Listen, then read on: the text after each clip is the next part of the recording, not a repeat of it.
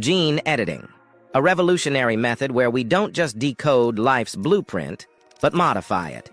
Using tools like CRISPR, scientists can target specific DNA sequences, removing, adding, or replacing letters of our genetic code. Here's the marvel. Editas Medicine and CRISPR Therapeutics are leading the way, taking on genetic blindness and sickle cell anemia. In agriculture, Calyxt is designing soybeans with healthier fats. Just by making tiny tweaks, they're reshaping our meals. Beyond the greens, Intrexon optimizes salmon growth, setting the stage for sustainable aquaculture. Yet the most debated application? Editing human embryos. A seismic shift occurred in 2018 when a Chinese researcher claimed to birth gene-edited twins, igniting ethical debates worldwide.